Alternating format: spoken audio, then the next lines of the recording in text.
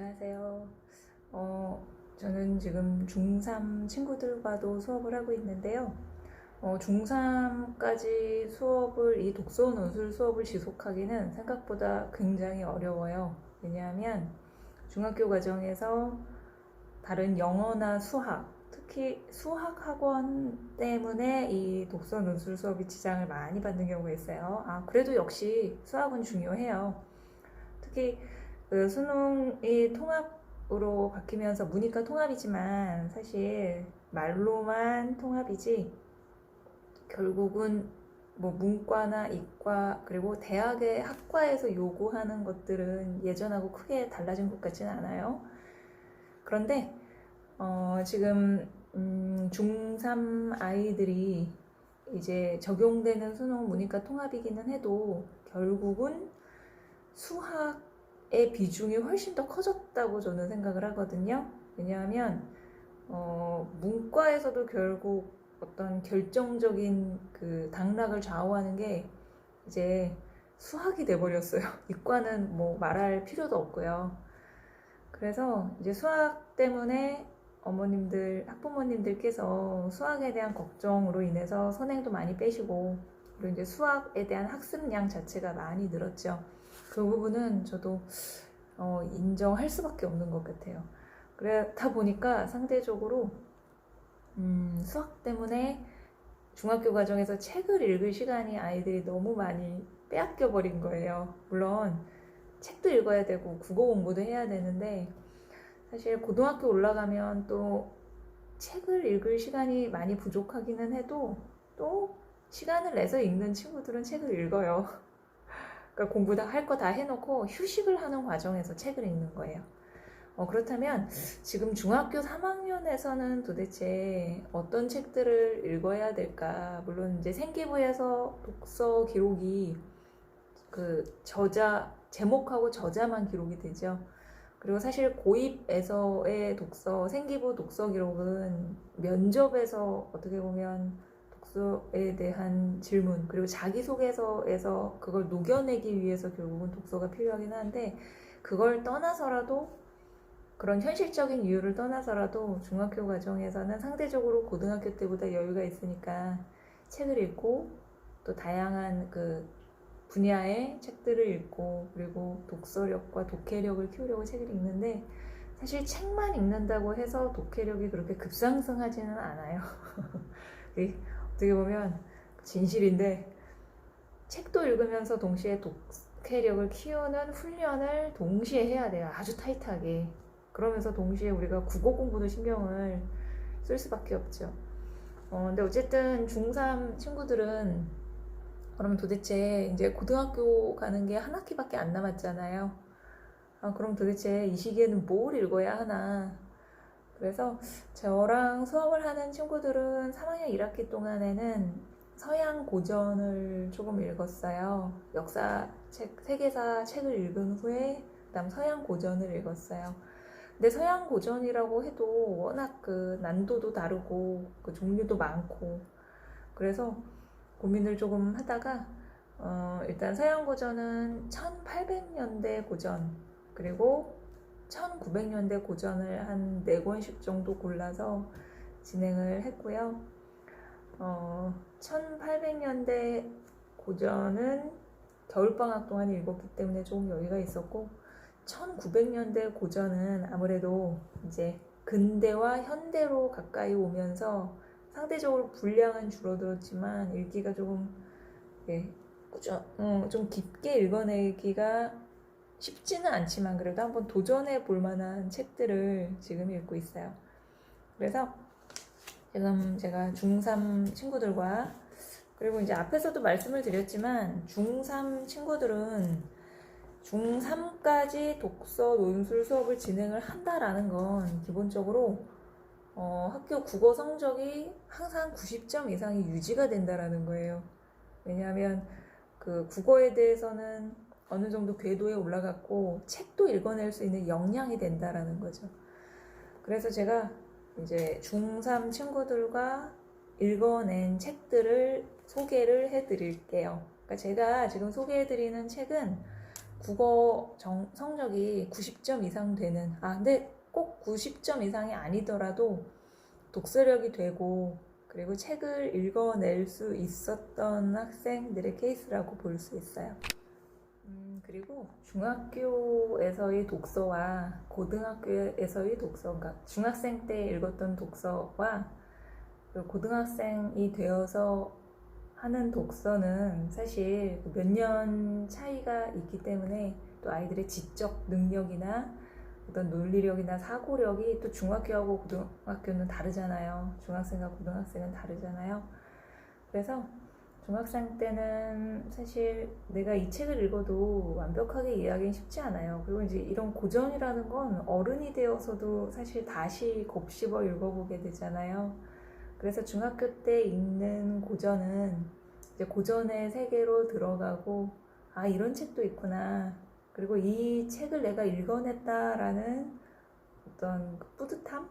그 부분도 느끼고, 사실 그 책을 읽고 중학교 3학년 아이가 모든 걸 다 이해했다고 볼 수는 없어요. 이제 살아온 인생 경험이나 어떤 지적 수준, 그 다음 사고력이 분명히 한계가 있거든요. 그래도 중3 친구들하고 정말 힘겹게 그 코로나가 이제 3월부터 본격적으로 시작이 돼서 학교에 가지 않고 상대적으로 시간이 많았기 때문에 읽어낼 수 있었던 책들을 좀 소개를 해드릴게요. 먼저 허클베리 핀의 모험이라는 책을 친구들하고 읽었어요. 자, 허클베리 핀의 모험. 그래서 마크 트웨인 작가의 작품이고, 그리고 저는 민음사판으로 읽었어요. 번역도 나름 재미있게 잘 돼 있고, 그리고 중간에 나오는 사파도 굉장히 이제 재밌었어요. 그리고 이 책은 그 마크 트웨인이 그 허클베리 핀이 미시시피 강을 따라서 흑인 노예인 짐과 이제 뗏목을 타고 쭉 이어져 나가는 이야기예요. 그래서 이제 강이라는 게 왜 그 한쪽 방향으로 계속 흘러가잖아요. 그래서 이 이야기는 미시시피 강을 따라서 그 쭉 흘러내려가는 이야기로 되어 있어요. 중간에 이런 사건도 겪고 저런 사건도 겪고. 근데 재미있는 것은 이제 이 책이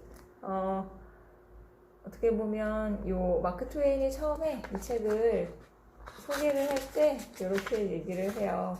이 책에서 동기를 찾으려고 하는 자는 기소할 것이고, 교훈을 찾으려고 하는 자는 추방할 것이고, 플롯을 찾으려고, 즉 어떤 구성이나 구조를 찾으려고 할 자는 총살할 것이다 라는 이야기를 해요. 그래서 이 부분을 이제 경고문을 처음에 딱 읽고 이야기가 진행이 되는데, 이제 쭉 이어나가다 보니까 사실은 어느 부분부터 읽어도 어쨌든 결국 앞에 이야기와 어떤 인과관계가 아주 긴밀하게 연결되어 있지는 않아요. 그리고 이 마크 트웨인 하면 또 풍자문학의 대가죠.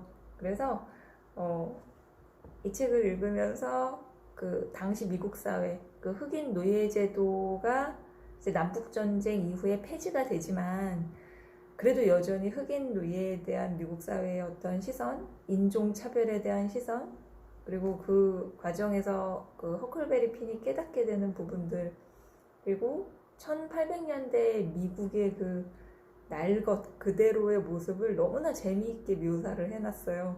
그래서 친구들이 이 책 읽으면서 중간중간에 이렇게 피식피식 웃게 되고, 뭐랄까, 헛웃음이 나온다고 해야 되나?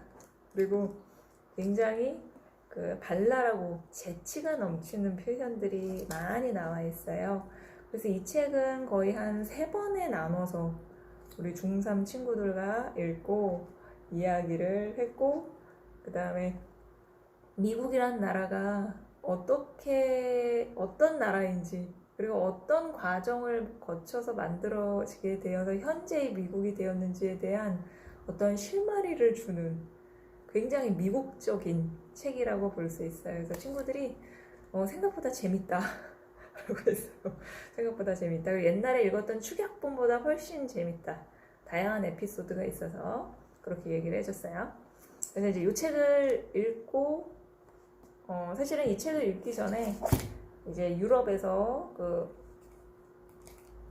프랑스를 배경으로 프랑스 대혁명과 그 이후에 혼란했던 시기, 프랑스에서 그 시기를 배경으로 한 책, 바로 몬테크리스토 백작이라는 책도 읽었어요. 근데 이게 사실은 네, 모두 이게 3권이에요.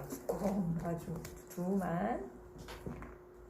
그래서 이 책을 이제 한 권씩 읽어나가면서 이게 총 한 권당 한 600페이지 정도 되는 정말 이렇게 배고자면 딱 좋은 책인데, 몬테크리스토 백작은 알렉상드르 듀마의 정말 유명한 책이죠.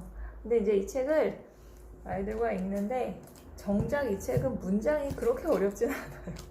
문장이 그렇게 어렵지는 않고, 그리고 이 알렉상드르 듀마의 그 입담, 그러니까 마치 그 아침 드라마에 나올 듯한 그 복잡한 인물 관계와 그다음 인간 세상에서 벌어질 수 있는 온갖 그 다양한 이야기들, 뭐 돈을 둘러싼 인간들의 욕망이라든지 당시 프랑스 사회를 너무나 재미있게 묘사하고 있어요. 또 인간과 인간 사이에 벌어진 증오, 뭐 질투, 시기심, 인간의 다양한 본성을 재미있게 알려주는 책이에요. 특히 이제 주인공 에드몽 당테스가 억울하게 누명을 쓰고서 그 섬에 갇혀서 몇십 년을 살게 되죠.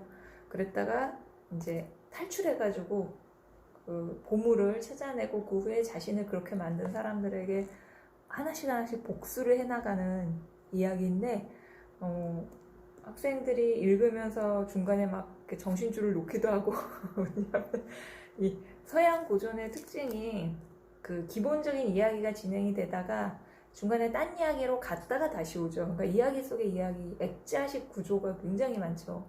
그래서 이제 이 책을 하나씩 읽으면서 인물 관계도를 제가 한 5장을 작성을 해서 아이들하고 확인하면서 했어요. 그래서 친구들이 읽으면서 정말 긴 호흡으로 이 3권을 읽어내는데 거의 한 2달이 걸렸던 것 같아요.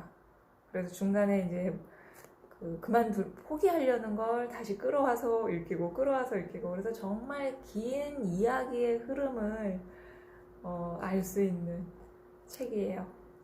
그래서 이제 이 책은 제가 동서문화사 책으로 골랐어요. 원래 민음사에서 나온 책도 있고요. 사실은 다양한 출판사에서 많이 나왔는데 저는 민음사 책하고 그 동서문화사 책 2개를 비교해 보다가 번역이나 전체적인 편집이 저는 동서문화사께 훨씬 나았어요. 그래서 이렇게 3권을 골라가지고 이제 민음사 거는 딱딱한 그 양장본 하드커버인데 이 동서문화사는 상대적으로 좀 소프트 커버에 또 앞부분에는 이렇게 사파, 그 이해를 돕는 사진이나 사파가 있어서 같이 보면서 이야기도 나누고 했어요. 그래서 몬테크리스토 백작 이 3권을 읽어냈습니다. 정말 긴 호흡을 가지고 아이들이 정말 고생을 많이 했어요. 자, 그리고 이제 요 다음에는 데미안을 친구들하고 읽었어요. 데미안, 그 어렵다는. 사실 제가 20대 때에도 읽어보고 30대 때도 읽어보고 이제 40대가 된 지금도 읽어봤지만 읽을 때마다 느낌이 새로운 것 같아요. 그래서 아이들이 분량은 굉장히 얇고 어떻게 보면 복잡한 사건이 일어나는 게 아닌데 이 헤르만 헤세라는 작가의 작품 자체가 어떻게 보면 굉장히 사색적이고 성찰적인 내용들이죠. 그래서 학생들하고 읽으면서 학생들이 그러더라고요. 알 듯 모를 듯 하다 라고 이야기를 해요. 알 듯 모를 듯 하다. 그래서 그래도 중간중간에 이제 배경 설명이나 또 서로 이야기를 나누면서 감상을 나누면서 이 책을 읽어내고 그리고 간단하게 감상문도 쓰고, 그래서 이 책은 절대 치우지 말고 고등학생이 돼서 다시 읽어보고 또 20대가 돼서 30대가 돼서 40대가 돼서도 다시 읽어봐라 라고 이야기를 했습니다. 그리고 제가 이런 책들을 읽으면서 설명해주는 영상이나 어떤 평론가의 평론 이런 거는 전혀 참고하지 않고 아이들한테도 보여주지 않았어요. 사실은 그냥 있는 그대로 한번 네가 느낄 수 있는 만큼 느껴봐라. 그리고 제 자신의 어떤 해석이나 그런 부분들에 대해서는 섣불리 이야기를 해주지 않았어요. 대신에 배경 설명이나 시대적인 상황, 작가에 대한 정보는 줬는데, 그래서 이제 아이들이 요 데미안도 읽고요. 그 다음에 지금 저랑 읽고 있는 작품은 파리대왕이라는 작품이에요. 파리대왕. 자, 파리대왕인데, 저는 개인적으로 이 파리대왕을 굉장히 또 재미있게, 그리고 학생들한테는 꼭 한번, 중학생이나 고등학생들에게 꼭 한 번은 읽혀보고 싶어요. 그리고 책은 요거는 문예출판사 거하고 민음사께 있는데, 이 파리대왕이 우리나라에서 사실은 번역이 된 게 생각보다 많지 않아요.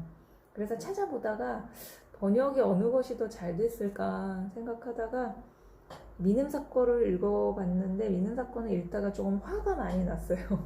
이 번역이 너무 엉망이고, 그리고 읽기가 너무 힘들었어요.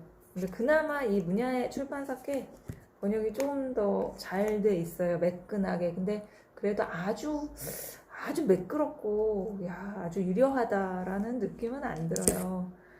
그러니까 워낙 이 작품 자체가 상징성이 있고 또 여러 가지 의미를 담고 있는 책이라, 그래서 지금 친구들하고는 이 파리대왕을 읽고 있어요.